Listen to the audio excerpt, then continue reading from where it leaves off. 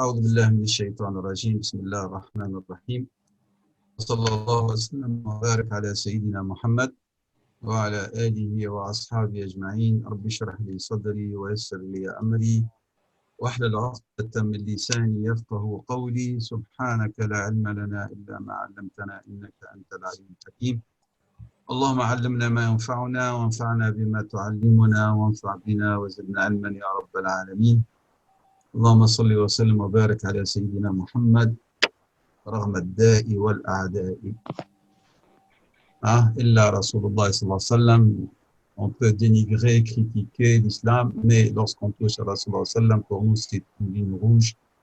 Donc Allahumma salli wa sallam wa barak ala Sayyidina Muhammad salatan da'imatan bidamir mulki rabbil alamin.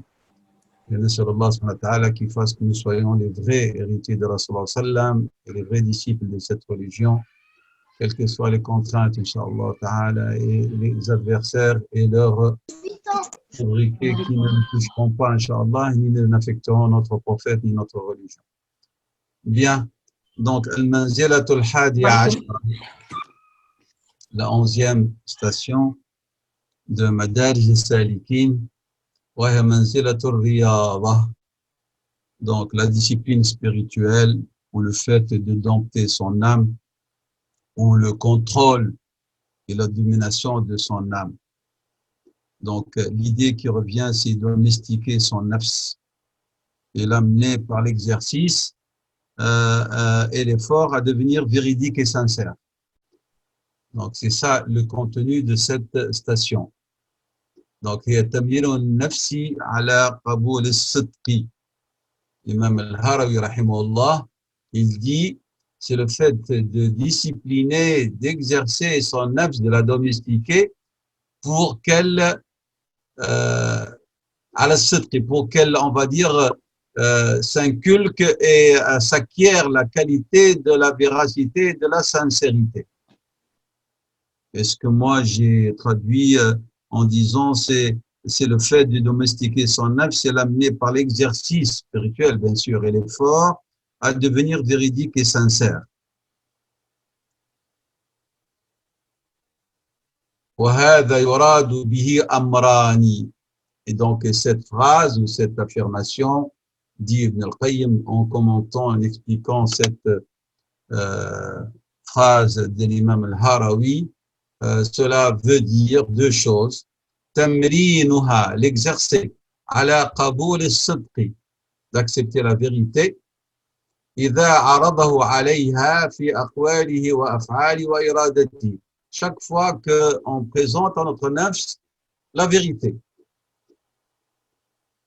Alors, cette vérité que nous allons lui proposer, doit être exprimée à travers nos dires, nos faits et aussi à travers notre volonté, par l'expression de notre volonté qui doit être véridique. فإذا عرض عليها الصدق قبلته وانقادت له وأذعنت إليه. Lorsque donc l'insan il présente à son nafs ce qu'implique la véracité comme engagement au niveau des actions, au niveau des dires et au niveau des résolutions. Elle va l'accepter, qabilathu, et elle va se soumettre à lui, à cette vérité. C'est ça ce que ça veut dire. C'est-à-dire, c'est comme s'il nous dit, il y a des gens, à travers leur action, on voit l'image de la vérité, mais au fin fond d'eux-mêmes, leur nafs ne l'accepte pas encore. Elle n'y adhère pas encore. Wathani, et la deuxième chose qu'implique cette affirmation de l'imam al-Harawi, qaboul al-haqqi mimman aradahu alayhi, c'est d'accepter la vérité lorsque quelqu'un vous la propose. قال الله تعالى والذي جاء بالصدق وصدق به. Celui qui est venu avec la vérité, c'est Rasulullah sallallahu alayhi wa sallam. Il ne suffit pas qu'on nous expose la vérité, mais il faut l'accepter aussi et considérer véridique son discours. Donc, Allah subhanahu wa ta'ala, il fait la louange de celui qui on lui propose la vérité et il va l'accepter et il va considérer comme véridique celui qui la lui transmet. Cela, Dieu leur donne le qualificatif de muttaqin. أولئك هم المتقون فلا يكفي صدقك بل لا بد من صدقك وتصديقك للصادقين.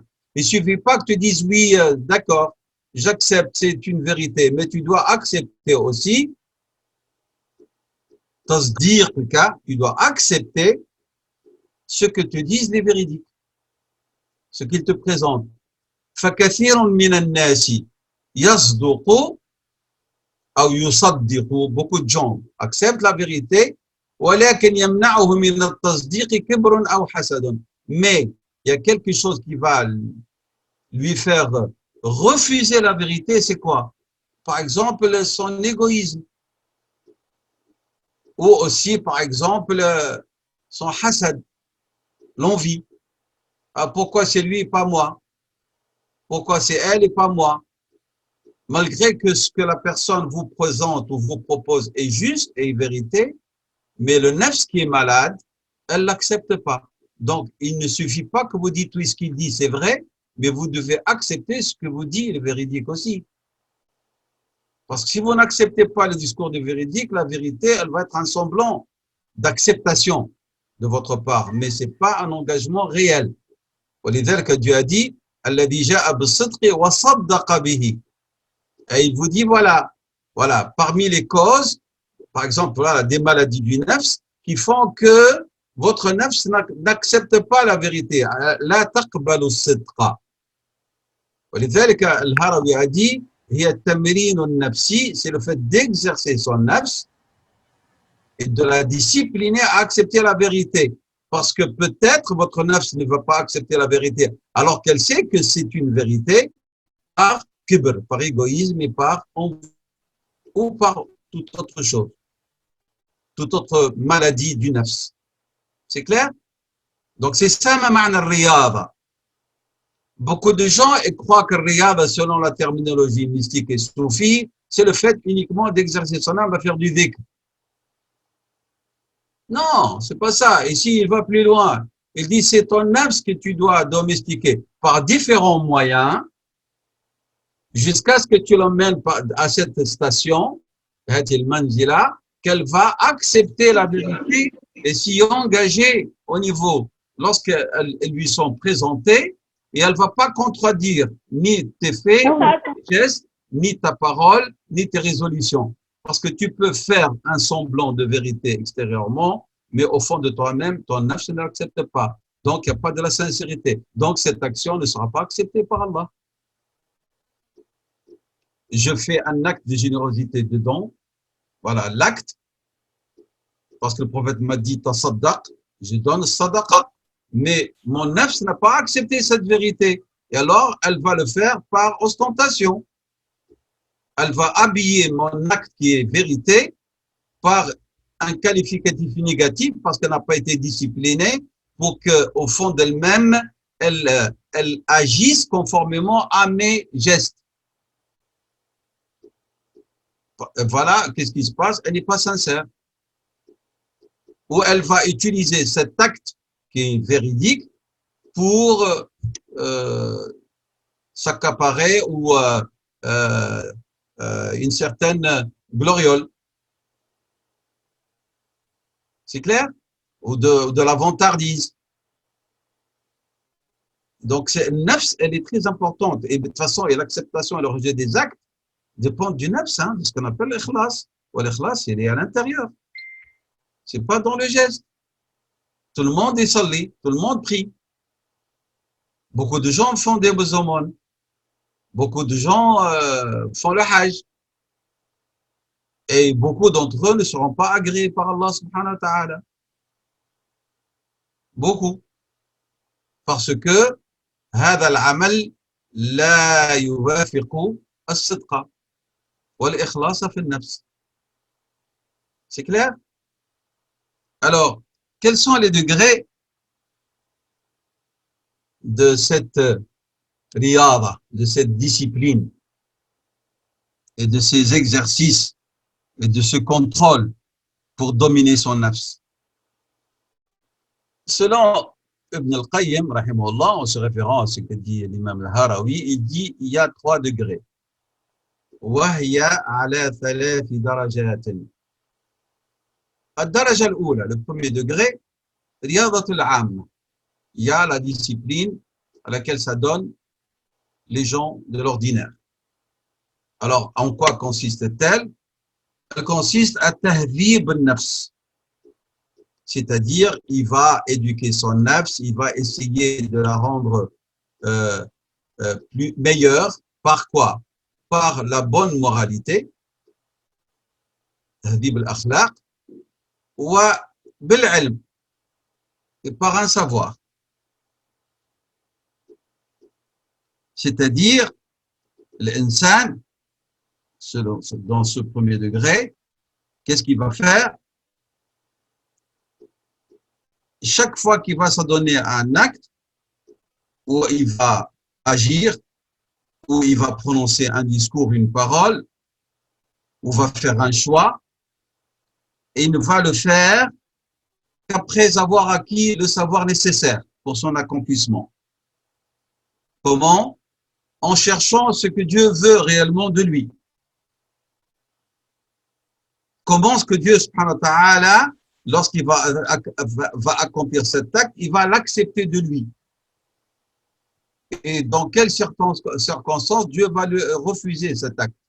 C'est-à-dire, en vérité, il va s'intéresser à la validité et au refus, à l'acceptation de l'acte.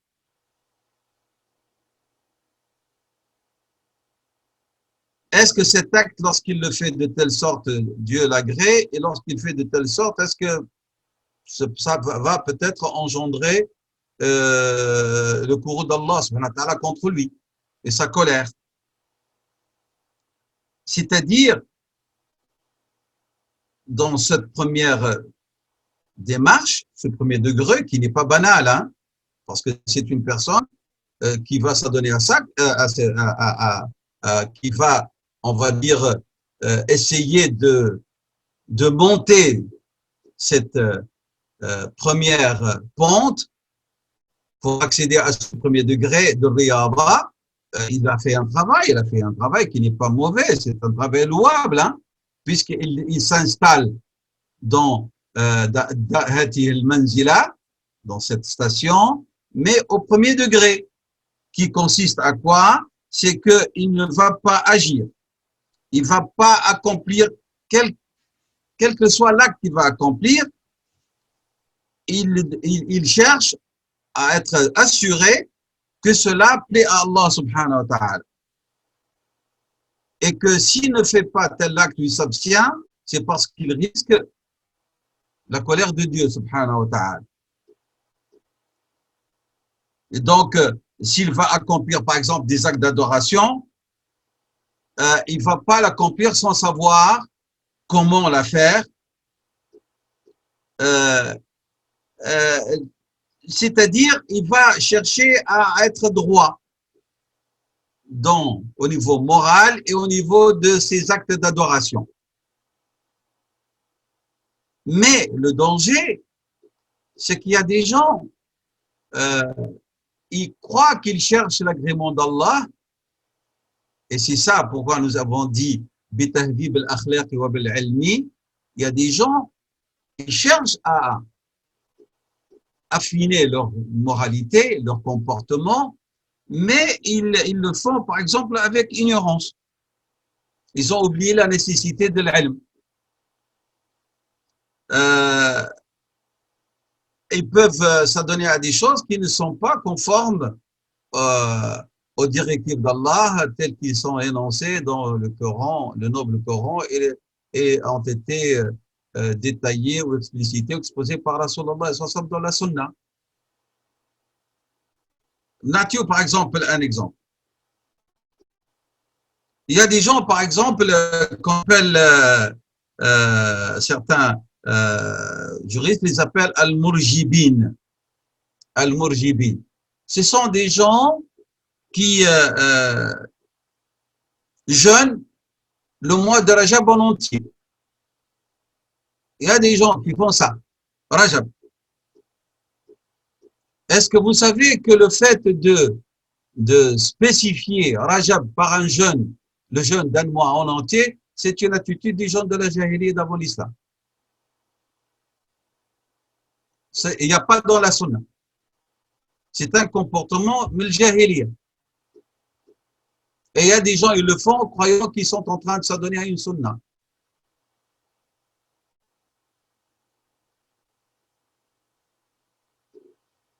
Les mois que le prophète sallam auxquels il a accordé de l'importance pour le jeûne après le mois de Ramadan, c'est Muharram Sha'ban. Et tous les hadiths qui parlent des mérites de Rajab sont tous des hadiths faibles. Ou des hadiths vraiment forgés, ou des hadiths à rejeter. Il n'y a pas de hadith sahih, ni hassan, ni autant, rien. Rien. Voilà. Là, vous voyez très bien le danger de vouloir, par exemple, assainir son âme, l'affiner, de vouloir éduquer son âme, par exemple, par des actes d'adoration, mais ils ne sont pas conformes et ils ne sont pas issus d'un savoir juste.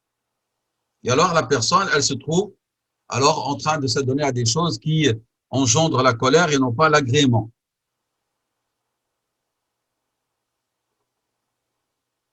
Le jeûne du lundi, jeudi, c'est conforme à la sunna. Le jeûne des, ce qu'on appelle Ayyam al-Bid 13, 14, 15, c'est conforme à la sunna. Mais spécifié par le jeûne, hada munkar.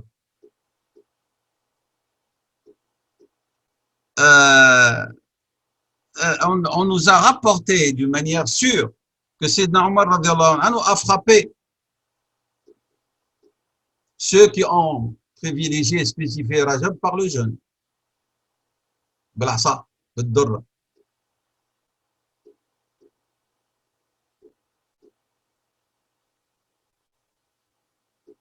Vous voulez jeûner quelques jours de Rajab, pourquoi pas? Parce que ça, il fait partie des Ashar al-Huram. Mais le spécifier par un jeûne d'un mois entier comme on fait pour le Ramadan, c'est ça le munkar. Pourquoi? Parce que le nas, c'est les générales, nas. Le prophète a dit Summil al-hurumi watruk. Jeûne, ben, des jeûnes surrogatoires d'entre les mois Muharram, les jeûnes, c'est-à-dire qui ont qualifié d'être un shahr haram, mais délaisse les autres. Mais il n'a pas dit spécifier Rajab. Donc, لعموم النصوص نعم مستحب أن تصوم من أشهر الحرم بما فيها رجب ولكن النصوص ne disent pas, ne spécifient pas de privilégier le Rajab par le mois d'un mois entier. C'est clair?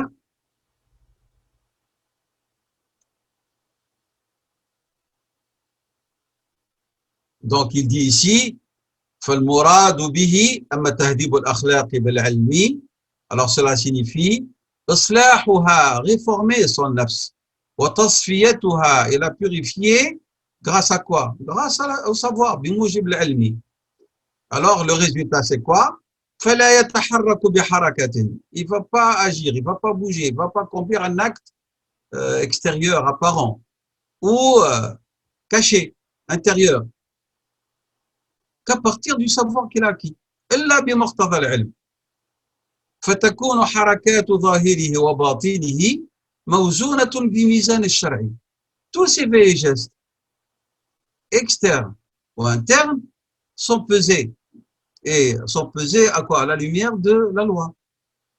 La loi le permet, je fais. La loi l'interdit, je ne le fais pas. C'est répréhensible, alors je ne vais pas en faire une règle. C'est recommandé, je le fais. Et donc, il va agir conformément à la loi de Dieu, Ashara. C'est clair? Ça, c'est la première partie. Elle a dit, donc, il y a watasfir al-a'mali, tahdib al-akhlaq bil-ilmi, ça, c'est la première partie de ce que veut dire ce premier degré. Il continue pour nous expliquer c'est quoi ce premier degré. Il dit, watasfiyat al-a'mali bil-ikhlasi, donc, les actes à laquelle la personne va s'adonner, il faut que le nafs, par la discipline qu'on lui a imposée, après l'avoir dominé par cette éducation, qu'est-ce qu'elle va faire? Elle va accorder l'exclusivité de ce qu'elle accomplit à Allah subhanahu wa ta'ala. Elle va se débarrasser de tout autre ba'ath. Ba'ath, c'est-à-dire de tout autre euh, euh, pour qui on acquit l'acte, on accomplit l'acte. Il ne faut pas qu'il y ait une autre cause, autre qu'Allah subhanahu wa ta'ala. C'est-à-dire, il a appelé ça, ici Ibn Qayyim en expliquant, il a dit, hiya tawhid al-murad. Unifier celui que vous cherchez ou pour qui vous faites l'acte. Qu'est-ce que tu veux de cet acte? Je veux Dieu. Unifié. Un seul. وتجريد الباعث إليه. تجريد, c'est-à-dire, جرد يجرد, il y a le mot déshabiller. C'est-à dire, exclure toute autre cause qui est à l'origine de cet acte que le fait de plaire à Dieu et de lui obéir et de chercher sa proximité. Le troisième élément qui fait partie de la définition de ce premier degré, il dit وَتَوْفِيرُ الْحُقُوقِ فِي الْمُعَامَلَةِ. Donc, je résume. Donc, tasfiyat al-a'mal bil-ikhlas, que l'amal ne doit pas être accompagné d'un riya, de l'ostentation, et que le seul désir ou la seule volonté pour l'accomplissement de cet acte, c'est la recherche de l'agrément de Dieu. Et c'est ce qu'il avait appelé tajridul ba'ithi. On a tajridul ba'ithi. Et puis après, c'est-à-dire, on peut appeler ça en français, si on veut traduire ce sens, c'est le dépouillement de la cause qui pousse à agir. Le dépouillement de la cause qui pousse un nafs à agir. Faut que elle n'ait en présence que qu'Allah subhanahu wa ta'ala seul. Et lorsqu'il dit tawfir al-huquq fi al-mu'amalati, fi al-mu'amalati lillahi ta'ala haqq, c'est-à-dire Dieu a un droit dans cette relation, dans cette transaction. Et puis vient après le droit de la création. وَلِلْبَشَرِ مِنَ الْخَلْقِ حَقٌّ. Donc, qu'est-ce que ça veut dire tawfir al-huquq fi al-mu'amalati? Que tu donnes à Allah son haqq, qui revient de droit, et que tu arrives à discipliner ton œuvre pour qu'elle donne aussi à la création ce qui leur revient de droit comme haqq. هذا ما معنى توفير الحقوق في المعاملة. Que waffara, c'est vraiment présenter, hein, donner à chacun ce qui lui revient de droit. Avec qui nous avons des mu'amalat? Avec Allah et avec le khalq. فَتُعْتِي لِلَّهِ حَقَّهُ وَحَقُّ اللَّهِ عَلَى الْعِبَادِ, c'est quoi? Comme il a défini Rasulullah sallallahu alayhi wa sallam dans le hadith. حَقُّ اللَّهِ عَلَى الْعِبَادِ أَنْ يَعْبُدُوهُ وَلَا يُشْرِكُوا بِهِ شَيْئًا. C'est ça, حَقُّ اللَّهِ. Qu'il l'adore, les créations, les hommes l'adorent sans rien lui associer. Ça, c'est حَقُّ اللَّهِ. Mais faites attention, nous avons dit adorer Dieu dans le sens le plus global et exhaustif possible, hein. C'est pas de dire la ilaha illallah. Et puis, il dit, Ibn Qayyim, il nous explique, وَهُنَاكَ حَقٌّ الْعِبَادِ, c'est-à-dire, أَنْ يُعْطِي كُلَّ ذِي حَقٍّ حَقَّهُ مَوْفُورًا, qu'il donne à, voilà, il dit ici, كَامِلًا مُوَفَّرًا أو مَوْفُورًا, c'est-à-dire qu'il donne ses droits au complet, en abondance, et non pas il donne une partie et garde une partie, en entier. هذا معنى من معاني الرياضة في درجتها الأولى. Voilà, ça c'est le premier sens de ce que veut dire la discipline de l'âme dans le premier degré. Oui, c'est pas facile ce premier degré. Et il a appelé ça, l'imam al-Harib ibn al-Qayyim, هذه درجة العامة, le commun des musulmans. أن يعطي الله حقه وأن يعطي العباد حقه وأن يخلص النفس, et qu'il dépose son âme de tout égoïsme, de toute ostentation, et qu'il agit avec moralité, hein, confinée, et savoir. Et savoir quoi? Pour qu'il y ait conformité, et savoir ce qui déplaît à Allah subhanahu wa ta'ala. Ah, c'est tout un travail là-dedans, hein, déjà dans le premier degré. C'est clair? Donc, si je résume ce premier degré, elle veut dire Haqqullah ta'ala, le droit de Dieu, dans sa glorification, dans sa magnificence, dans son adoration, dans la recherche de sa proximité, dans la soumission, dans le recueillement, dans la louange, dans la vénération et dans la reconnaissance de sa seigneurie.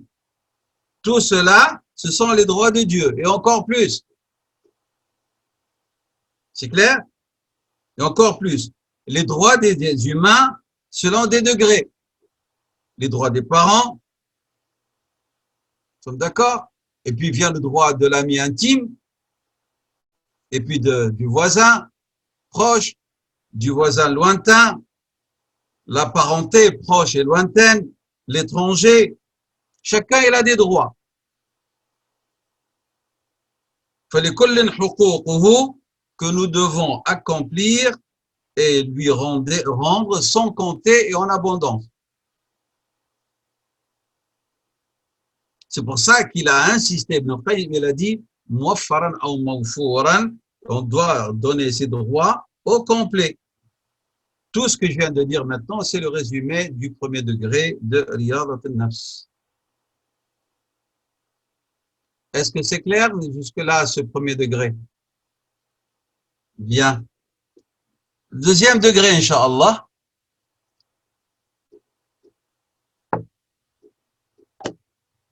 الدرجة الثانية قال رحمه الله الإمام الهروي ورياضة الخاصة.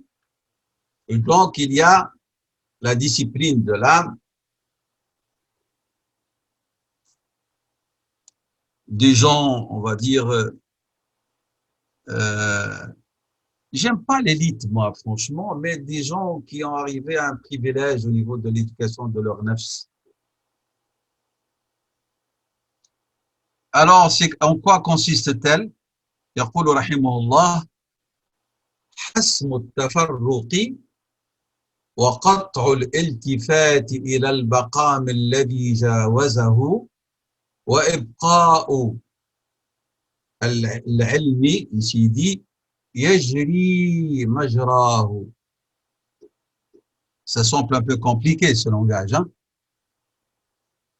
Alors حسم التفرق وقطع الالتفات إلى المقام الذي جاوزه وإبقاء العلم يجري مجراه. التفرق, c'est l'éparpillement. Que ton nafs ne soit pas éparpillé.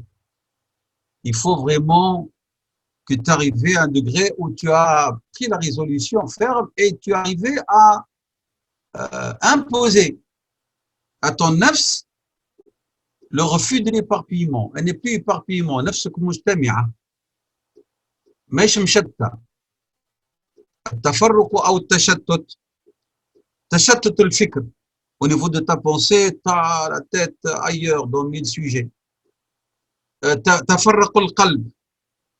C'est quoi تفرق القلب? C'est-à-dire le cœur, il est tiraillé dans les... si je fais une image ici, hein, la langue arabe est une langue très imagée. تفرق القلب في أودية الدنيا. Le qalb, il est vraiment éparpillé dans les différents valets de la vie d'ici-bas. La course pour acheter la maison, le travail, les voyages. C'est-à-dire, le cœur, il est concentré que dans le monde dunya. Il n'y a pas une petite place où Dieu, la réflexion, le zikr, l'adoration a lieu. مصباح لليل الدنيا الدنيا الدنيا الدنيا les enfants, la famille, la nourriture, la voiture, les vacances, les épargnes. Et Allah, en faisant les 5 prières, on les balance comme ça rapidement, voilà. Et donc, ils ont dépassé cette phase-là. Leur cœur, ils ont réussi à عملية الجمع, le contraire de tafarraq.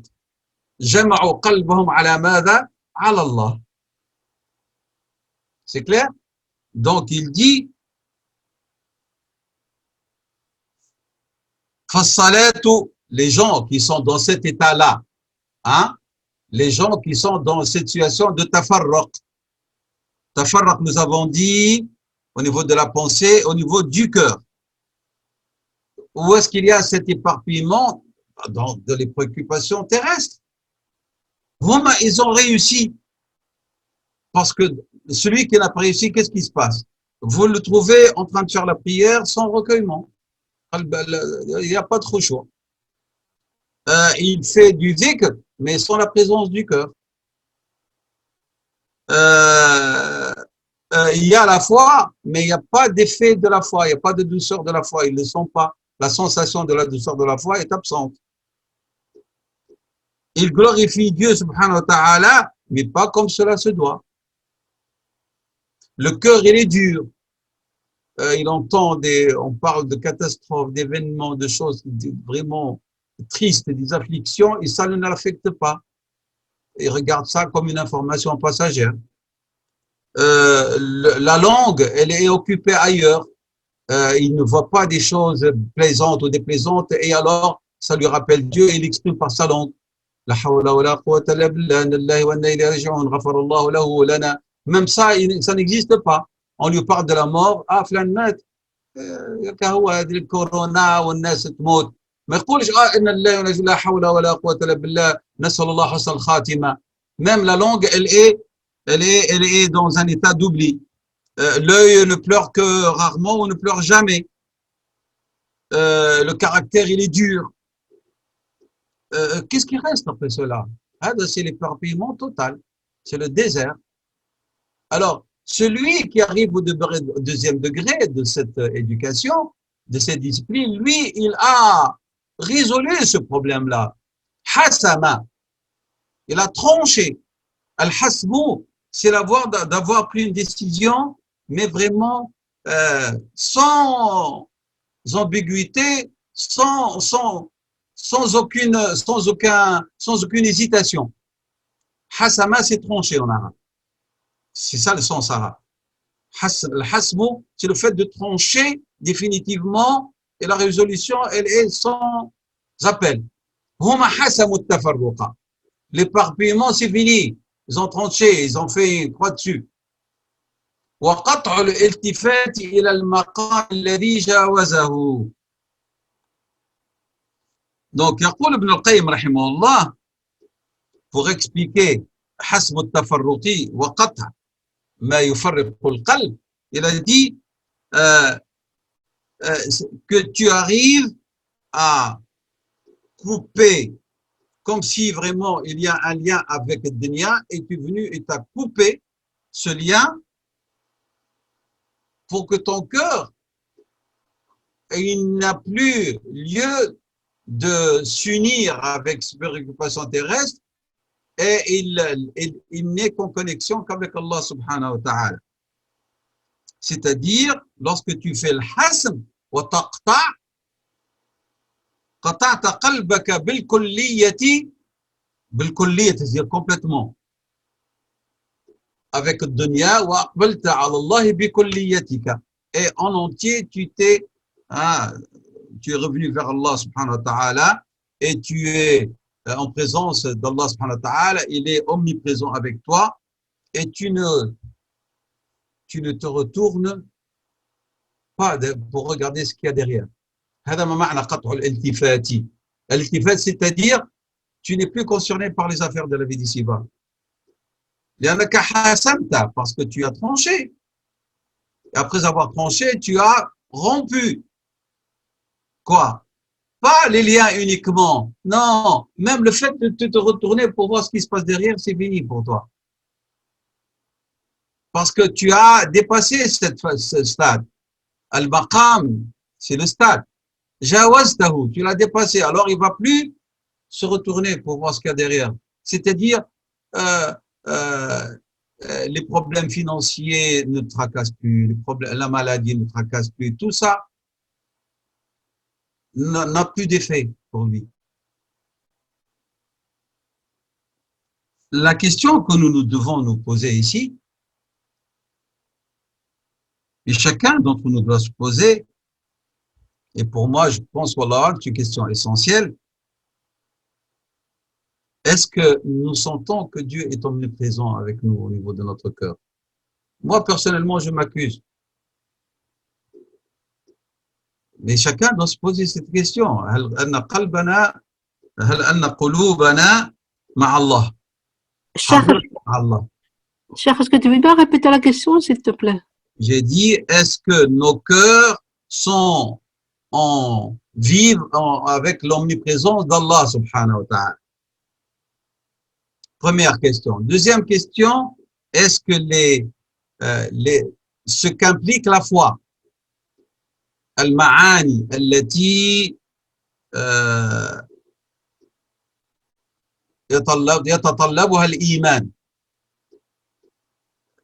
est-ce que vraiment elles sont vivantes dans nos cœurs? Ce qu'implique la foi, comme sensation, comme manière d'être, comme manière de vivre. Est-ce que ces sens-là sont-ils présents dans nos cœurs?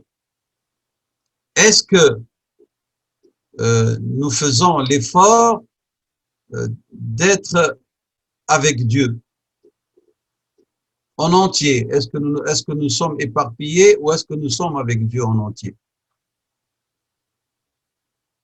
Est-ce que on sent dans nos cœurs l'amour de Dieu?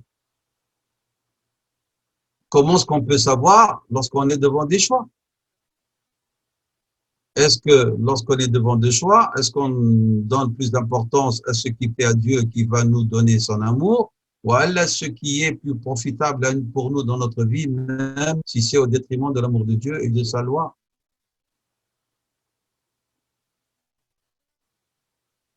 Parfois tu aimes, hein, parfois on aime nos enfants plus qu'Allah. C'est la vérité, hein. Et la preuve, c'est que beaucoup d'entre nous, ils arrivent, ils obéissent à Dieu pour l'intérêt de leurs enfants. Comment? Eh ben, ils justifient leur travail effréné sans arrêt par leur charge de la subsistance au détriment de leur adoration de Dieu. Alors que Dieu dit Aqim as-salat li dhikri, accomplis la prière pour mon évocation. Il dit subhanahu wa ta'ala inna as-salata kanat 'ala al-mu'minina kitaban mawquta. Lorsqu'il s'agit de Dieu, on cherche la facilité pour accomplir la prière, même au détriment des règles les plus strictes de la religion et du fiqh. Mais si c'est pour nos enfants et pour la soi-disant la subsistance, on cherche les ruses. On ruse, même avec Dieu. Donc ça, des questions.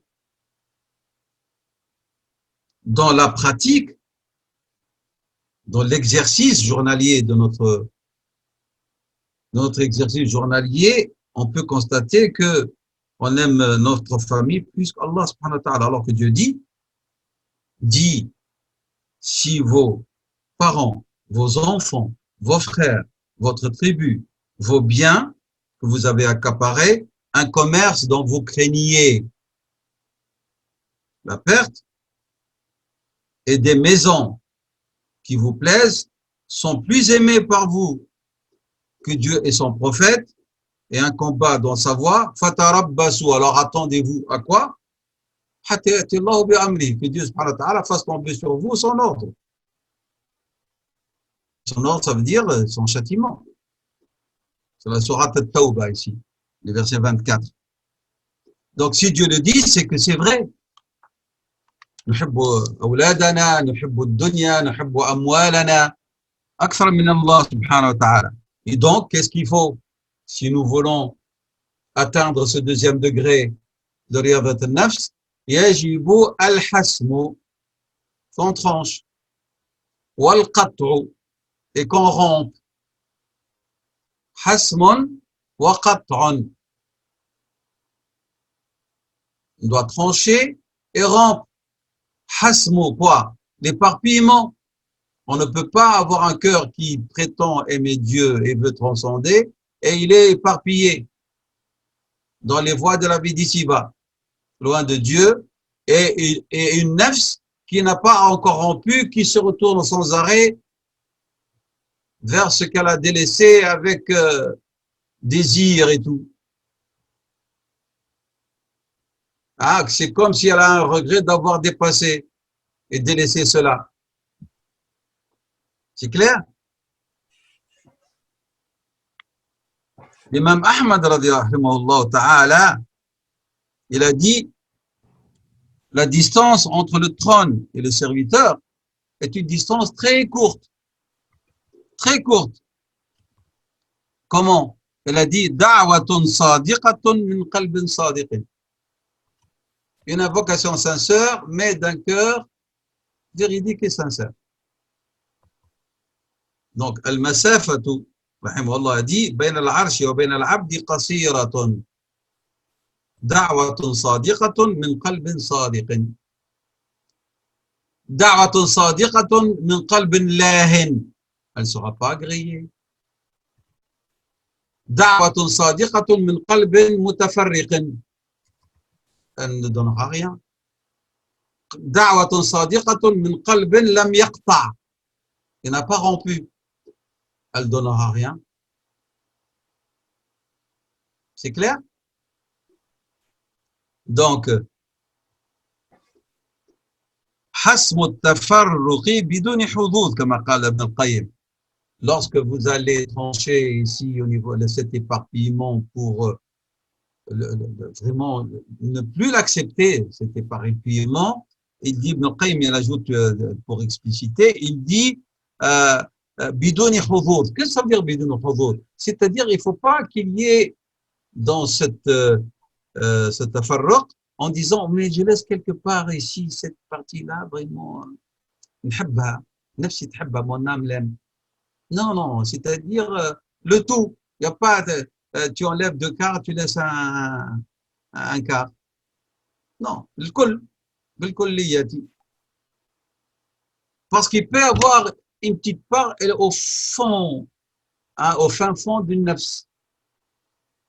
Et ce fin fond d'une nafs, lorsqu'il y a une petite graine de ce genre-là, avec le temps, si on ne fait pas attention, elle va gonfler, elle va grandir et elle deviendra quelque chose de dangereux. Oui. C'est clair?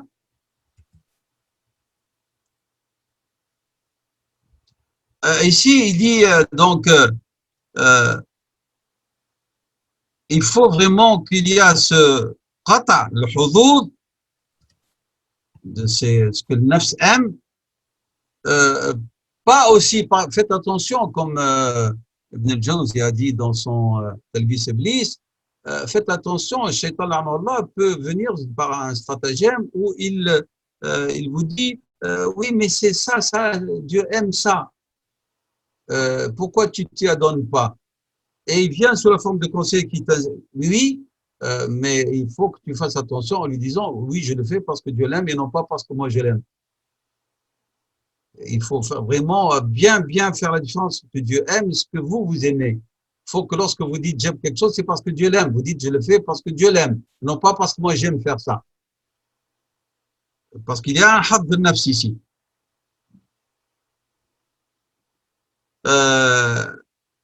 Il y a aussi quelque chose de très dangereux dans ce hudud, ce qu'il y a, par exemple, il y a des gens, ils aiment faire les actes recommandés.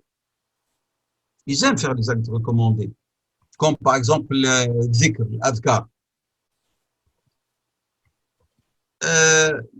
Et lorsque la prière obligatoire arrive, il ne la fait pas complètement, convenablement. Et ça, c'est dangereux. D'un côté, il s'adonne au dhikr parce que ça lui plaît. Et lorsqu'il y a l'ordre de Dieu de prier, alors là, soit il ne le donne pas, il ne pratique pas la prière. Il y en a beaucoup de gens qu'on a vus qui vont dans les confréries et qui s'adonnent régulièrement et assistent régulièrement aux assemblées de dhikr, mais ils ne prient pas. Ils assistent régulièrement aux assemblées de dhikr, mais ils mettent des bagues en or dans leurs doigts. Et ainsi de suite. Donc, il faut que, lorsque vous vous adonnez à quelque chose, il faut que vous faites tout pour exclure la plus petite portion de hadd al-nafs, de ce que le nafs désire dans cet acte, pour qu'il y ait l'exclusivité. L'exclusivité, c'est-à-dire que l'acte est voué entièrement à Allah subhanahu wa ta'ala en toute sincérité.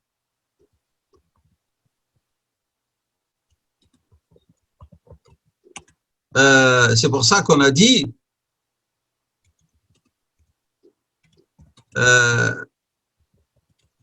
celui dont le cœur est attaché en entier à Allah subhanahu wa ta'ala, est voué complètement à Allah subhanahu wa ta'ala, quel que soit l'endroit où il se trouvera, il priera. Quel que soit l'endroit où il se trouvera, il priera. Et il ne va pas chercher des justifications pour repousser la prière ou la réduire ou la négliger. Nous avons dit donc وقطع الالتفات إلى المقام الذي جاوزه. Donc tu romps avec tout ce qui est attrait à la vie d'ici-bas, mais au niveau de la spiritualité, ça veut dire aussi que lorsque tu arrives à un maqam et que tu as acquis ce maqam, eh ben, tu ne vas pas t'arrêter à ce maqam et tu vas faire tout pour le dépasser. Pourquoi? Parce que tu vas considérer que tu n'as pas accompli l'acte spirituel comme il se doit. Par exemple, prenons le maqam shukr, la reconnaissance. Lorsque tu arrives à ce maqam, tu ne dois pas rester à te retourner en disant mais moi je suis en train d'exprimer ma reconnaissance à Allah subhanahu wa ta'ala et tu t'y plais.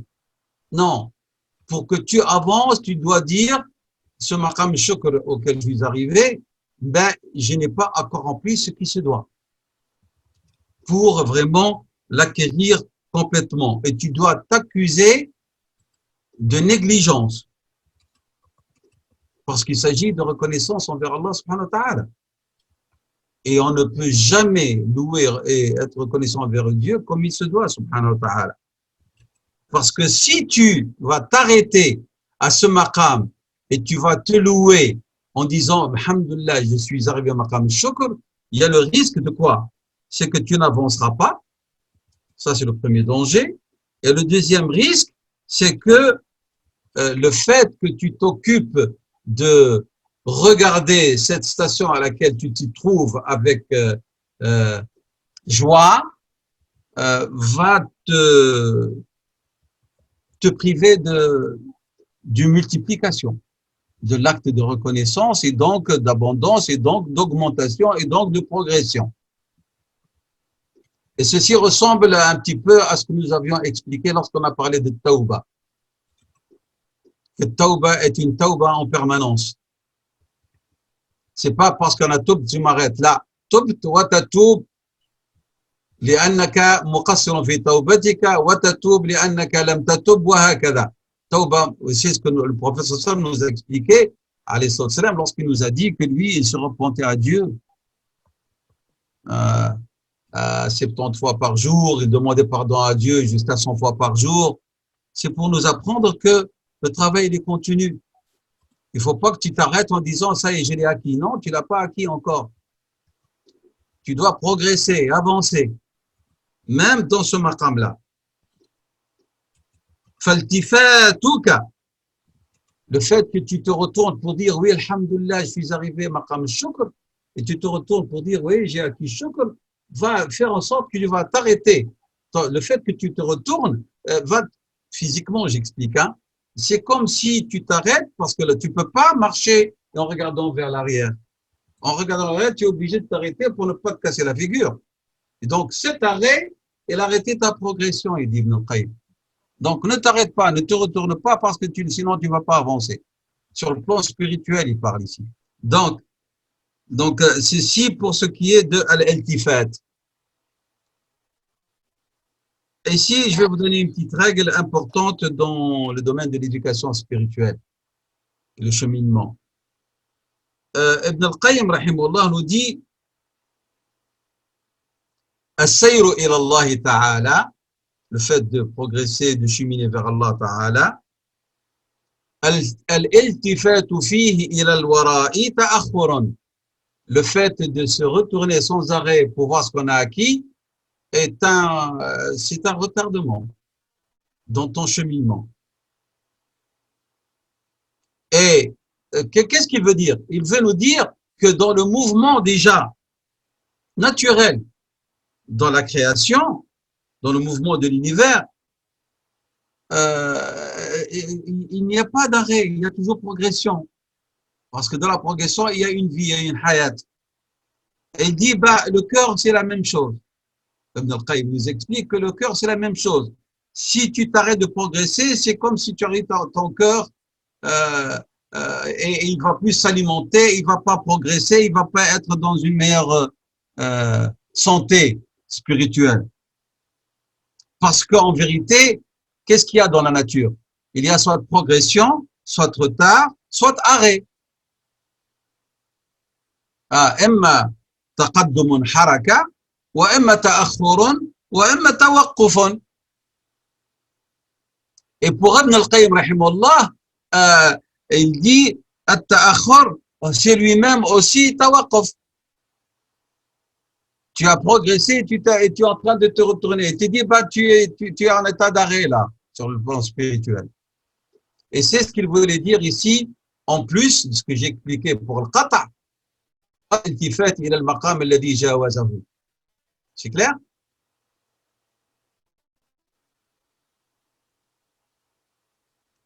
Dans notre religion, le tawaqquf est une stagnation. C'est une stagnation sur le plan de la spirituelle. C'est-à-dire, chaque jour qui passe, si tu n'avances pas, si tu n'y acquiers pas dans cette nouvelle journée quelque chose de plus, de positif, comment? Progression dans ta foi, progression dans ton savoir, progression dans tes œuvres pieuses. هذا ما معنى العمل، هذا ما هو مطلوب منا. C'est pour ça que Ibn al-Qayyim dit توقف veut dire تأخر أو تعطل. C'est clair? Retournement veut dire تأخر أو توقف. فعلا كل يوم جديد لابد أن يكون فيه زيادة في الإيمان، زيادة في العمل الصالح، زيادة في العلم. هذا المطلوب منا sur le plan spirituel. Et tout cela doit se faire sur le chemin de la droiture. إيمان علم عمل على طريق الاستقامة، على نهج الاستقامة. C'est-à-dire, chaque jour, on doit, en plus des actes obligatoires, on doit accomplir une ta'a, un amal salih, une sadaqa. Par exemple, une aumône.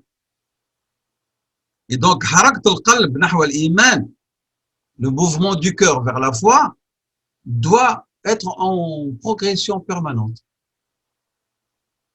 Et c'est ce qui fait que l'iman yazdad بحركة القلب أو ينقص بتوقف القلب أو بتأخره. Et c'est la signification de قوله تعالى واعبد ربك حتى يأتيك اليقين. Adore ton Seigneur jusqu'à ce que la mort t'atteigne. Surat al-Hijr, le verset 99, c'est-à-dire chaque jour de ta vie jusqu'à ce que la mort t'atteigne doit être quoi? Un rajout dans ta foi, un rajout dans tes œuvres, un rajout dans ton savoir. C'est ça le sens. C'est clair? Je vais m'arrêter, Inch'Allah, pour vous donner une pause de 5 minutes pour souffler et digérer ce que j'ai dit là, parce que ce passage, il est un peu, comme vous voyez, un peu difficile, mais aussi c'est un passage qui nous remet en question. Et donc, نسأل الله سبحانه وتعالى أن ينفعنا بما سمعنا وأن ينفع بنا وأن يزيدنا علما وبارك الله فيكم وصلى الله وسلم وبارك على سيدنا محمد وعلى آله وصحبه وسلم. Inch'Allah, dans 5-10 minutes, et nous reprendrons بإذن الله تعالى. Ça va? Et محمد وعلى آله وأصحابه أجمعين. قطع الالتفات إلى المقام الذي جاوزه وإبقاء العلم يجري مجراه. Donc, pour conclure cette question de qat' al-iltifat, rompre, couper, à quoi? Le retournement vers l'arrière, à ce maqam, à ce degré acquis, qu'il a dépassé pour ne pas, nous avons dit, parce que ça peut être un frein ou un arrêt, ou un retardement. Ibn al-Qayyim, il dit ne peut écouter, ne peut entendre l'appel que celui qui le regarde de près, de devant. Mais celui qui veut écouter l'appel par derrière, ben, son écoute est une écoute incomplète. Et donc, l'averti, c'est celui qui vraiment ne se retourne pas, car cela peut l'occuper. Comment est-ce qu'il peut l'occuper? Il dit, et cela peut faire naître en lui la fierté de soi, et qui peut l'emmener vers la perdition, et la perdition elle vient par l'ostentation en premier. Et donc, la conséquence, c'est la perte. Il dit ce retournement plaisant, parce qu'il se retourne, pas, parce qu'il s'y plaît dans ce maqam. Et comme nous avons dit, il y a risque de l'intentation qui risque de s'infiltrer. Il dit, Ibn al-Qayyim, rahimahullah, قد يصبح هذا العمل الصالح لبعض الناس قاطعا عن العمل. Pour certaines personnes, donc cet arrêt, pour s'y plaire dans la bonne œuvre qu'on est en train d'accomplir, hein, peut devenir une cause de rupture ou d'arrêt de cette bonne œuvre. Et parfois, alors ce qui est plus dangereux dans la relation avec Dieu, il peut devenir un hijab. Il peut voiler les serviteurs de Dieu et il va rester à contempler son action et à s'y plaire et قوله رحمه الله, nous avons dit donc l'imam al-Harawi, وإبقاء العلم يجري مجراه, وإبقاء العلم يجري مجراه, ce passage-ci. Alors, il veut dire, ici, il y a une répétition de l'ilm, comme vous avez vu. Hein. Au début, nous avons vu que dans la première partie, dans le premier degré, il parle de ilm et de akhlaq et de ilm. Et dans le deuxième degré, ici, il parle aussi de ilm. Il dit cette répétition de l'ilm, c'est une délimitation importante qui fixe en vérité l'importance du savoir en toute situation.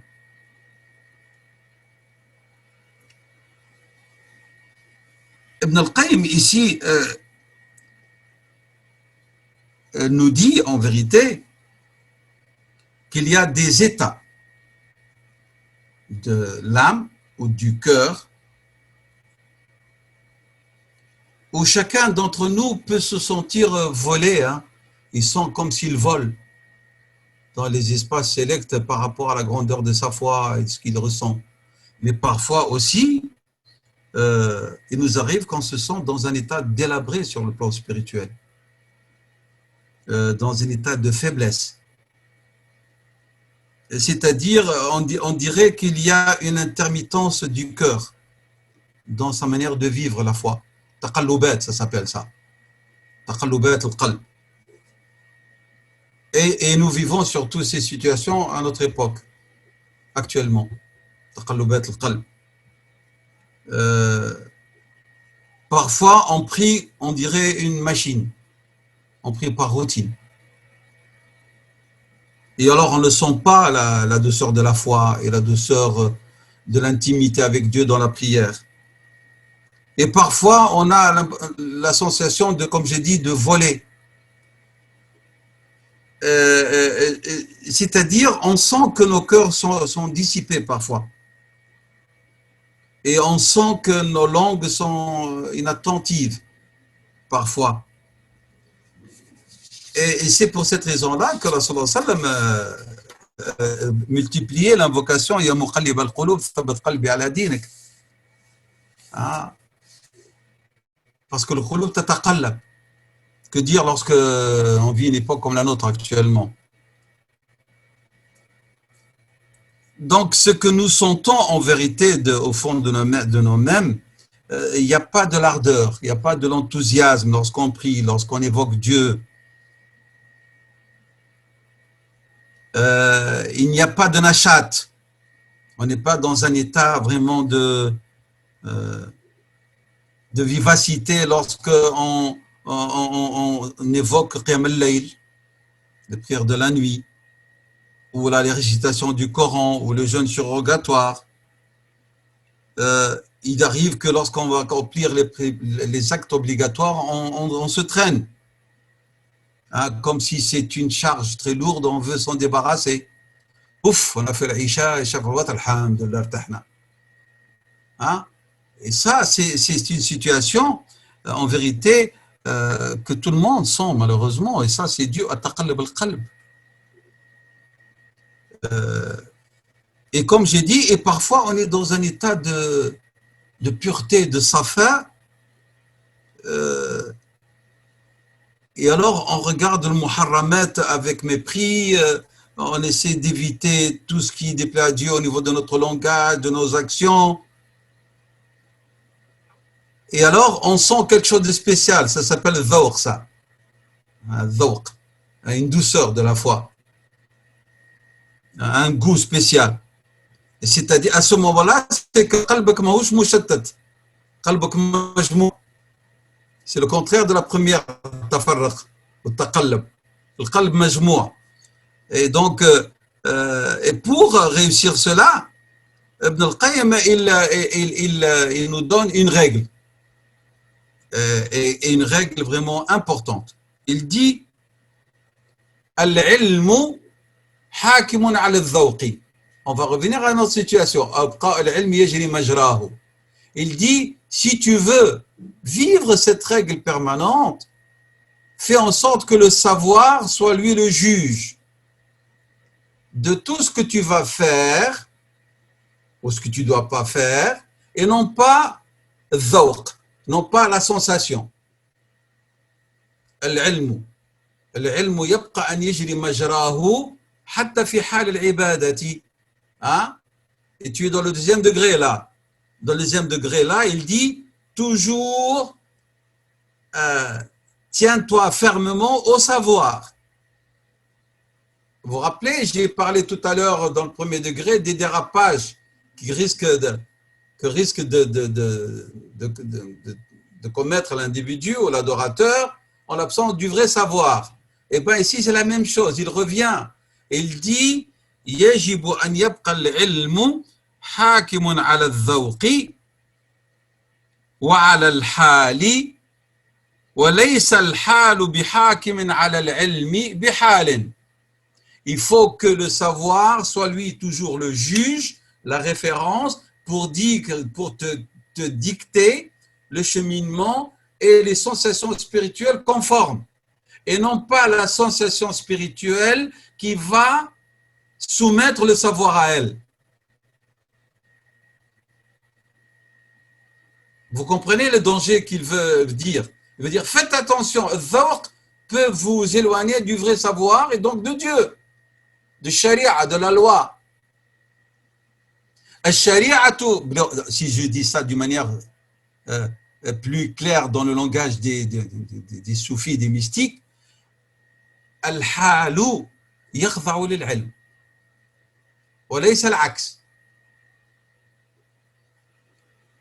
C'est clair? Ton état spirituel doit être la conséquence du savoir et non pas le contraire. Al-shari'atu hakimatun ala al-haqiqa et non pas al-haqiqa ala al-shari'a. C'est très dangereux à ce moment-là. Donc je répète, هو يقرر قاعدة مهمة في التربية والسلوك. Il dit أن العلم حاكم على الذوق وعلى الحال والحال ليس بحاكم على العلم بحال. Jamais l'état de l'extase d'un individu qui va lui donner le droit de dire eh ben cela veut dire ceci. Et il commence par le hal même à expliquer, interpréter la loi de Dieu. Et c'est ce qui a été fait dans le tafsir al-Ishari des soufis. Ils ont soumis le Coran et les discours coraniques, la langue coranique et la langue arabe à leur hal, à leur dhawq, avec des interprétations erronées qui n'existent nulle part et n'ont pas de justification, ni dans les discours divins, ni dans la sunna, ni dans la langue arabe elle-même, tels que par exemple Tafsir Naysaburi et d'autres.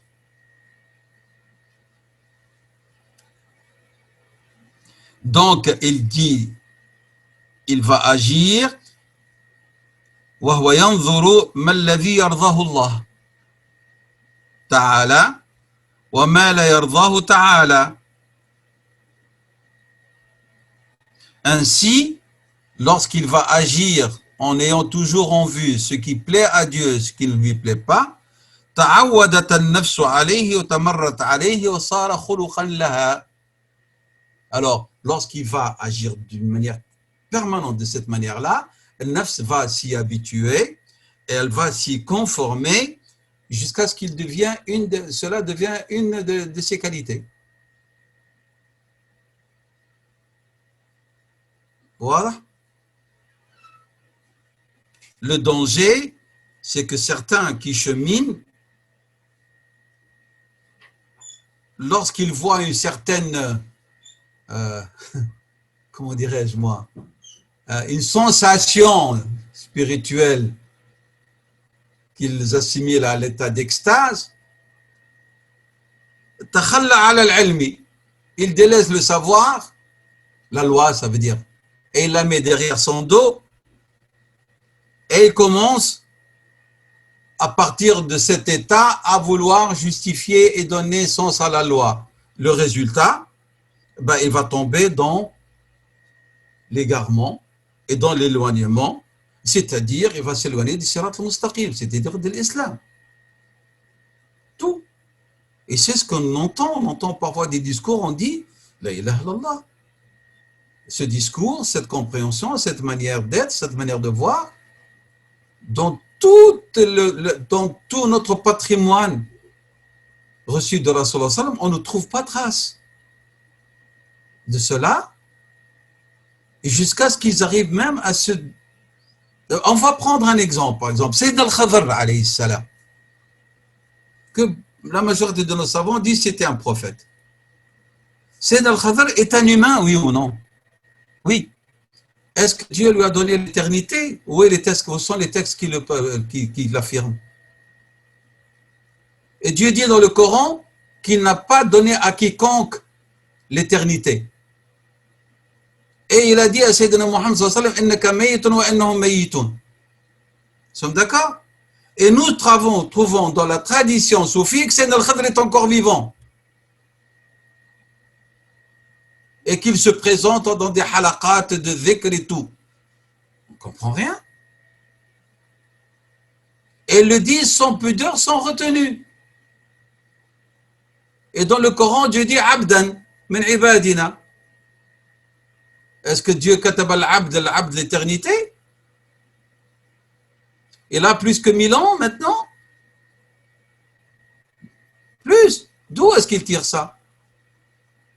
هذا الانحراف، هذا الاعوجاج، فصار الذوق والحال حاكما على الدين، حاكما على الشريعة، متعارضا مع النص الشرعي، متعارضا مع الإسلام اللي الوالد الإسلام. C'est clair? Donc voilà, ça c'est une manière. Et c'est pour ça que Ahl al-Istiqama, les gens de la droiture, parmi les vrais sheikhs, c'est-à-dire parmi les maîtres de la spiritualité, les vrais maîtres de la spiritualité, ils recommandaient toujours l'attachement ferme au savoir. العلم. والعلم شنو هو العلم بكتاب الله وبسنة رسول الله. هذا العلم.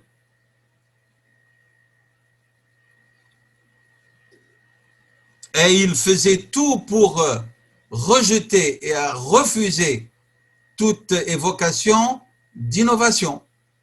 كل ذكر بدعي. Tout ce qui est shatahat, الله أكبر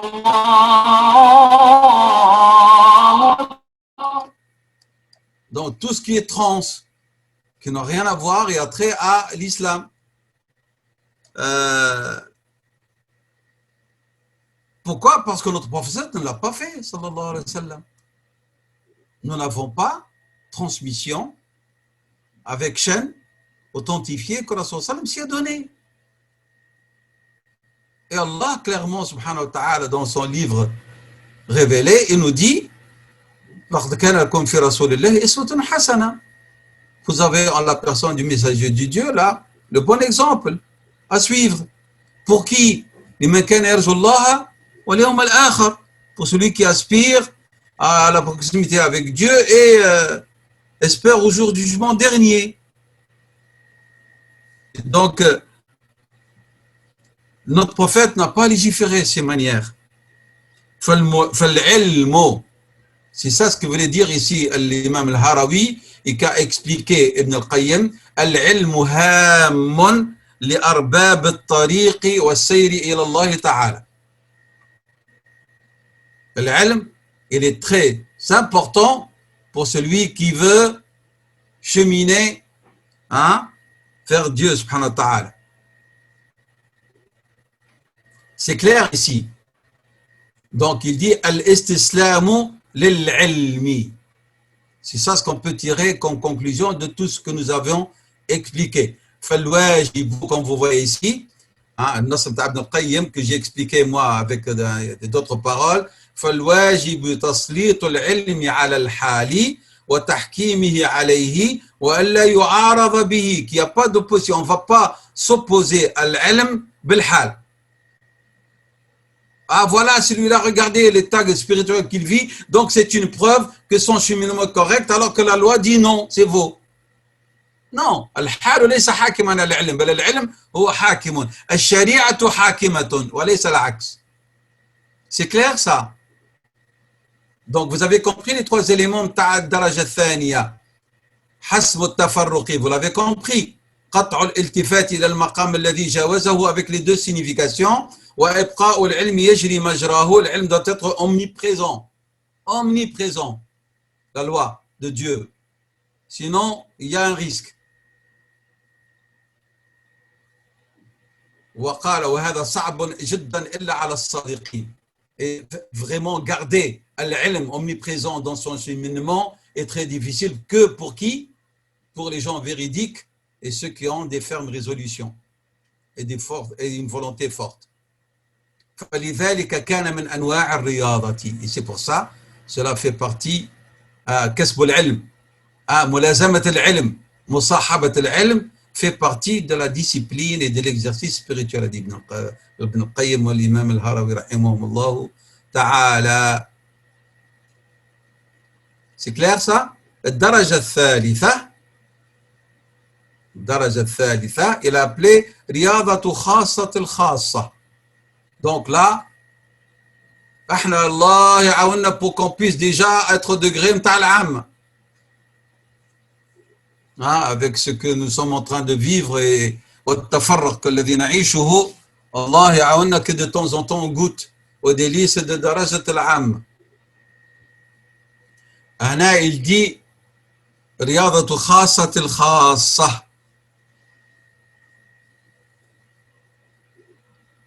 Comme le dit Ibn al-Qayyim rahimahullah.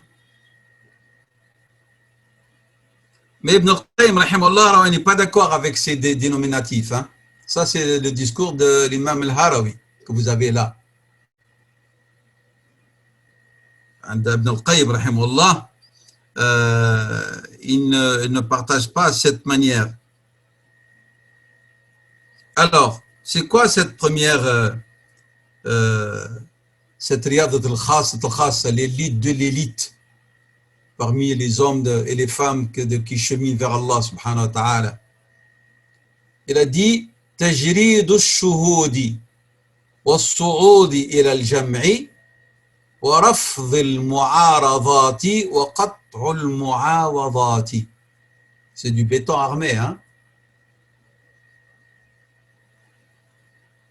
Ah, ça ressemble un petit peu, mais de la spiritualité, à ce que dit l'imam Sidi Khalil. C'est du béton armé du fiqh. Il faut déchiffrer ce qu'il dit. Il faut déchiffrer. Mais vous voyez, c'est ça ce que Ibn al-Qayyim, entre guillemets, a critiqué au niveau de l'imam al-Harri, son discours, c'est qu'il tient un discours parfois qui est du domaine du mysticisme étrange presque à l'islam. Hein. Et c'est pour ça que lorsqu'on lit les explications d'Ibn al-Qayyim, on comprend mieux parce que c'est l'islam dans sa simplicité. Ah, c'est fluide, c'est plus pur, c'est plus simple. Et donc, ce n'est pas le même discours qu'Ibn al-Qayyim, qu'Imam al-Harawi, le discours d'Ibn al-Qayyim, rahimahullah. Mais malgré ça, nous allons expliquer, il a expliqué Ibn al-Qayyim cela. Nous, on va essayer, Inch'Allah, de vulgariser cela, Inch'Allah ta'ala, grâce au savoir des savants qui nous ont aidés à comprendre ce langage. Donc, ce n'est pas de ma marchandise, c'est la marchandise des ulama que je vous propose. Hein. Rahimahullah, Ibn al-Qayyim en premier lieu, alors il dit ceci. Ce que veut dire ce discours? Tajrid al-shuhud. Il dit al-shuhud shuhudani. Les témoins, ils sont deux, de deux sortes. Il dit alla yashhada ghayra Allah ta'ala wa la yaltafita. Alors, il y en a deux. Il dit que son discours, il dit c'est-à-dire l'individu, ça suppose deux choses, deux sens. Le premier, c'est que il va s'élever et il ne va pas diviser les actes. Il va tous les actes à lesquels il va se donner et qui proviennent de tout individu, il va remonter par ces actes vers la source. La source, c'est qui? C'est Allah. C'est Allah qui a donné accès, possibilité d'agir. C'est-à-dire, il va dépasser les actes vers Al-Mazda. On va encore expliquer. Si l'un d'entre vous accomplit un acte d'adoration, et Allah subhanahu wa ta'ala l'a assisté, wafaqahu, l'a soutenu à l'accomplir. Nous sommes d'accord? Et il ne va pas dire aux gens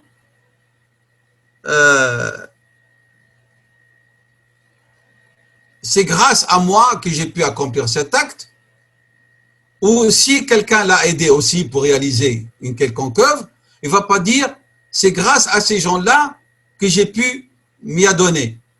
Non, le vrai croyant qui chemine dans la voie de la spiritualité et qui arrive à ce degré, il va dire ceci: Hadha tawfiq min Allah, qui a fait avec moi ceci et ceci et ceci.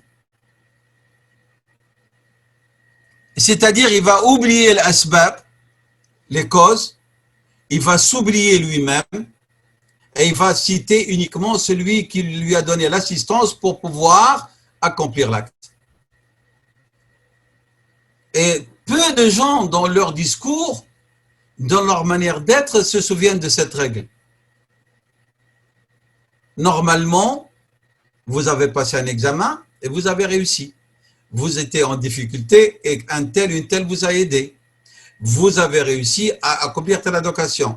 Ben, si vous êtes dans cette voie de ce degré de cheminement spirituel, de riyad al-nafs, vous devez dire ceci: Alhamdulillah, hada kulluhu tawfiq min Allah. C'est tout ce que vous allez dire. Vous n'allez pas dire ouais, Alhamdulillah, mais quand même, j'ai passé des nuits, moi, à travailler. Ah, combien de café j'ai bu, combien j'ai fait. Non, non, non. Si vous êtes de ceux qui se situent dans ce degré, vous n'allez pas dire cela du tout. Mais vous n'allez même pas y penser. Vous allez dire هذا كله من فضل الله. هذا توفيق من الله سبحانه وتعالى. Vous allez me dire c'est le discours. Mais oui, les discours, ils expriment ce qu'il y a dans l'âme. Hein.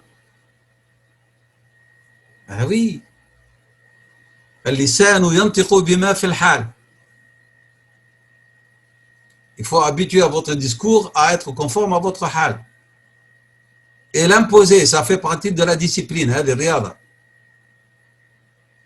Vous l'imposez à votre nafs et vous l'imposez à votre langue. Et alors, vous êtes en train de faire de riyada ici. C'est clair? Vous avez compris la nuance ici? Donc, il dit تجريد الشهود ما معنى هذا؟ أنك لا تلتفت إلى غير المصدر. Tu ne vas pas donner importance qu'à la source qui t'a donné la capacité, qui a soumis à toi toutes les possibilités, les moyens, Allah subhanahu wa ta'ala, seul. هذا ليس من فضلك ولا من جهدك بل هو بفضل الله وبمن الله عليك به. Donc, est-ce que le fait de remercier les gens s'oppose à cela? Non. Non. Mais simplement, ne leur accorde pas plus que ce qui leur revient de droit et ne les remercie pas en premier. Et si tu leur sois reconnaissant, mais tu le reconnaissant comme moyen et non pas comme sabab asli, pas comme musabbib. Comme sabab.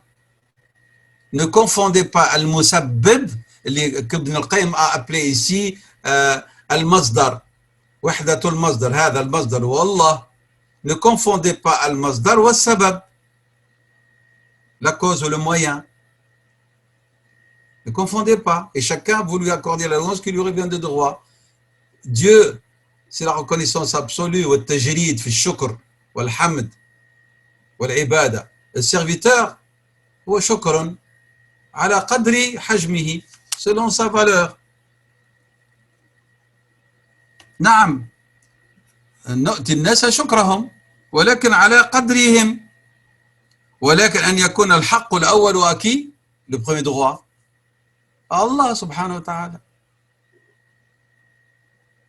parce que Dieu nous a dit ولا تنسوا الفضل بينكم. Donc on ne doit pas oublier de remercier les gens et la bonne entente entre nous et le remerciement, mais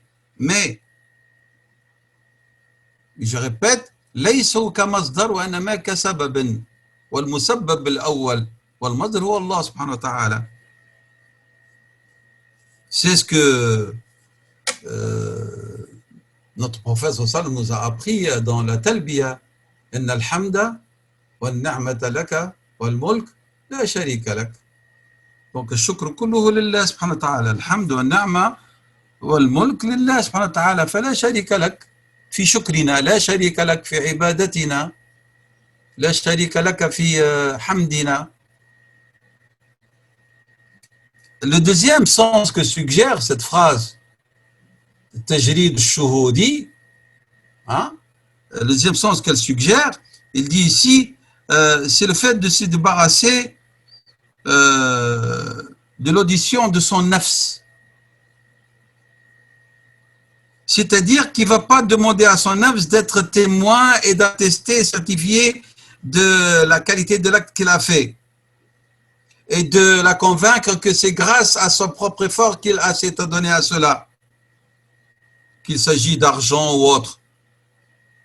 C'est-à-dire, en vérité, les deux, si on réunit les deux suggestions, les deux significations pour expliquer tajrid de shuhud, c'est-à-dire tu dois te débarrasser de la reconnaissance exagérée qui te fait oublier la source première qui est Allah parmi la création qui sont les hommes.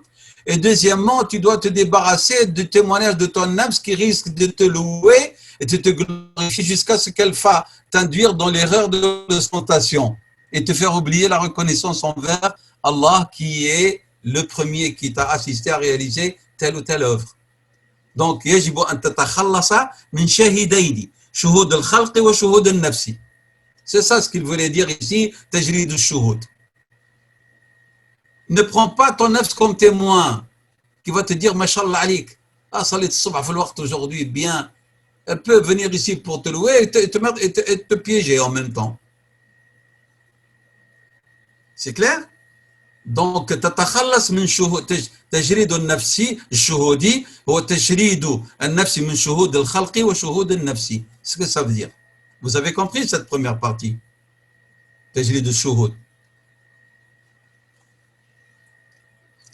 C'est-à-dire, lorsque tu fais quelque chose, tu dis هذا من فضل الله علي وأن الله الذي أعانني لا الخلق ولا النفس. هذا تجريد الشهود.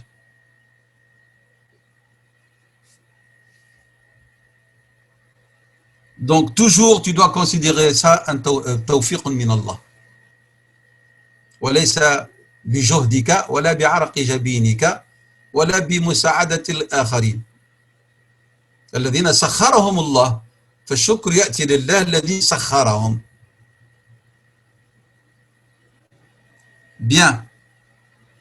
Après, nous avons la deuxième partie de ce troisième degré de l'éducation de la discipline de notre nafs, as-su'udi ila al-jam'i. Oui, ouais, le mot su'ud ici veut dire une montée. Hein?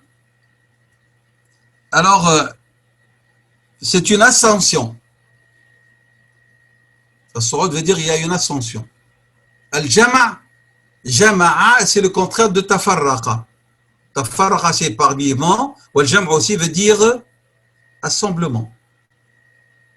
Il va y avoir une ascension vers un assemblement. De quoi? On va le voir. En vérité, ce n'est pas l'idée d'assembler uniquement, mais c'est l'idée surtout de l'unification. On va unifier dans notre ascension la source. Comme on a dit tout à l'heure, la source, on va remercier la source. Le masdar, on a le sabab. Et si on va aller vers une ascension d'unification, on va expliquer de quoi. C'est-à-dire, il dit ici, après analyse que dit Ibn al-Qayyim, rahimahullah, il dit al-jam'u jam'ani. L'unification est de deux sortes. Vous voyez ici, hein? Al-jam'u jam'ani. Et ici, il dit aussi,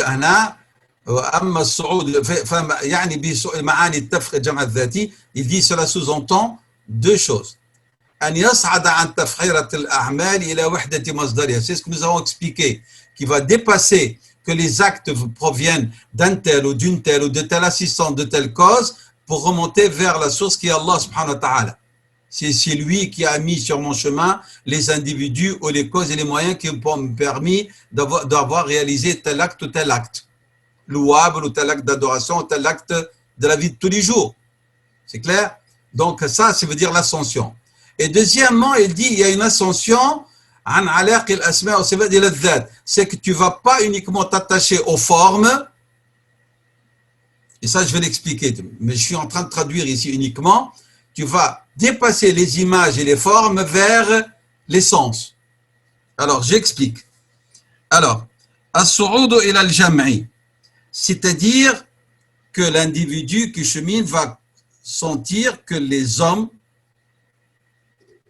qui sont tous de différentes origines, de différentes formes, de différents lignages, de différentes langues, ils proviennent de tribus, de peuples différents, ils ont une manière d'appréhender les choses qui est différente, ils ont des natures différentes, donc ils sont en vérité en complète contradiction, ils sont différents, la création, parmi les hommes je parle. Donc, on dit, ils sont différents les uns des autres. Et malgré ça, ils ne peuvent faire rien, ils ne peuvent pas agir que si Dieu le veut. Et ils n'agissent que selon ce que Dieu a prescrit dans leur nature, dans la création.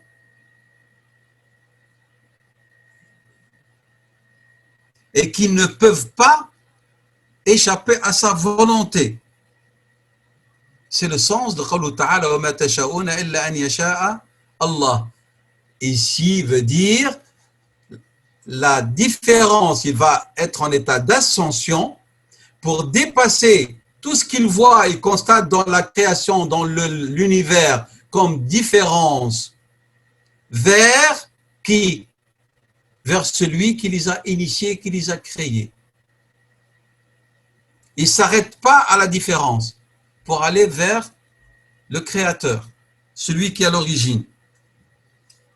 C'est-à-dire, tu vas regarder et constater les actes différents des serviteurs, mais tu vas avoir la conviction que leur source est unique, celui qui leur a inspiré cette manière d'être, celui qui a inspiré à toutes ces âmes leur perversité et leur piété, celui qui les a dirigés et guidés vers les bonnes œuvres, celui qui a donné à chacun la volonté d'agir, et celui qui n'agit pas conforme à ce que Dieu veut, il est dans un état de perdition.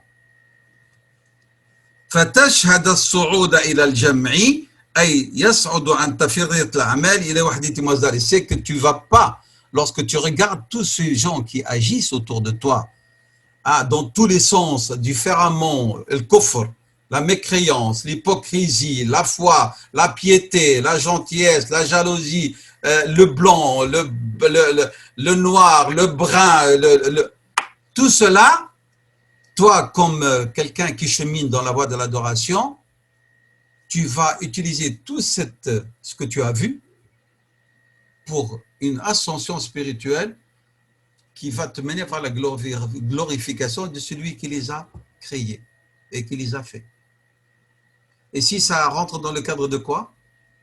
De la méditation sur la création qui est différente, qui te ramène à Dieu. Mais ici, il parle d'une autre manière de méditer. Il a appelé ça que tu regardes et tu dépasses les images et les actes différents vers celui qui les a créés, qui est Allah subhanahu wa ta'ala. C'est-à-dire, c'est comme s'il dit, Ibn al-Qayyim, rahimahullah, que ce que tu vois dans la discipline de ton nafs, tu utilises tes membres pour voir, tes sens pour voir, et tu dois discipliner ton nafs à ne pas s'arrêter à regarder ces différences, mais aller vers que toute chose qu'elle voit, elle va l'utiliser dans son association vers Dieu ludique. On a lu certains livres de certains de nos prédécesseurs pieux, que lorsqu'il regarde ces différences dans la création, pour lui, il regarde Dieu, entre guillemets. C'est Dieu qu'il voit, à travers sa création. C'est ça dont il parle. Et là, c'est un travail spirituel de nefs qui n'est pas évident. Hein? On passe à travers tout ça, mais par la routine, on ne voit plus Dieu.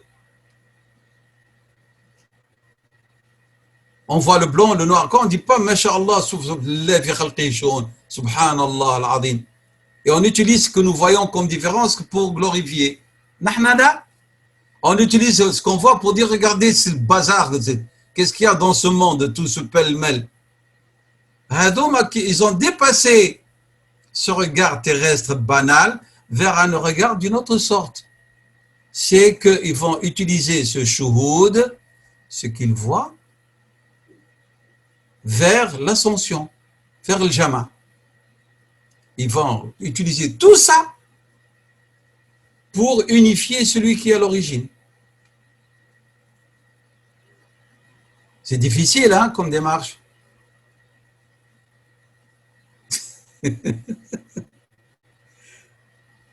Ben, c'est un travail. Il est en train de décortiquer le Nafs al-Insaniya, Ibn al-Qayyim, rahimahullah, avec l'imam al-Harawi, pour nous dire, voilà, la spiritualité, comme ce qu'elle travaille à tous les niveaux, même à travers le regard, au sujet de la création. En fin de compte, si vous voulez, dans tout ce que nous avons vu jusqu'à maintenant, c'est un travail du cœur pour qu'il se connecte avec Dieu. C'est ça le but de tout ce qu'il a dit jusqu'à maintenant. بالتوبة بالتذكر بالتفكر بالمحاسبة بالتدبر بالعلم tout ça pour nous dire, et tout cela ce sont des moyens pour quelque chose de plus important, de plus grave, c'est qu'on doit vraiment à travers toutes ces stations et ces détails avoir les moyens de bien se connecter avec Dieu subhanahu wa ta'ala. Et ça se fait à travers beaucoup de moyens. منها النظر في خلق الله. في خلق الله, لكن il donne un détail ici. في خلق الله المختلف. في خلق الله qui nous paraît en contradiction, en opposition. هذا قصير, هذا طويل, هذا عالم, هذا جاهل, هذا قوي, هذا مؤمن, هذا كافر. هذا أسود, هذا أبيض, هذا أحمر, هذا أصفر. Vous comprenez? Dépasser les images. الصور والأسماء والصفات des éléments de la création. Vers le jama pour unifier dans notre ascension celui qui est à l'origine. اللي هو رب العالمين. يقول ابن القيم يصعد عن تفرقة الأعمال il va dépasser, il va avoir une ascension, une transcendance pour dépasser quoi? Tafriqat al-a'mal, la différence dans les actes, dans les agissements, dans les images, dans les formes, dans les noms, ila wahdati masdariha, vers l'unité de celui qui est la source, wa huwa Allah subhanahu wa ta'ala, al-wahid. هذا lorsqu'il veut dire والصعود إلى الجمع. Je ne vais pas expliquer le reste parce qu'on est arrivé presque à terme, mais parce que ce passage il est un peu difficile. Je laisserai, Inch'Allah, pour la prochaine fois, lorsqu'il dit والصعود إلى الجمع الثاني الصفات, on va l'expliquer encore. Et nous allons parler un petit peu d'une divergence entre Ibn al-Qayyim et l'imam al-Harawi pour l'exposé de cet élément. Et puis on continuera lorsqu'il va dire ورفض المعارضات وقطع المعاوضات, nous l'expliquerons si Dieu le veut la prochaine fois, Inch'Allah ta'ala. Wallahu a'lam.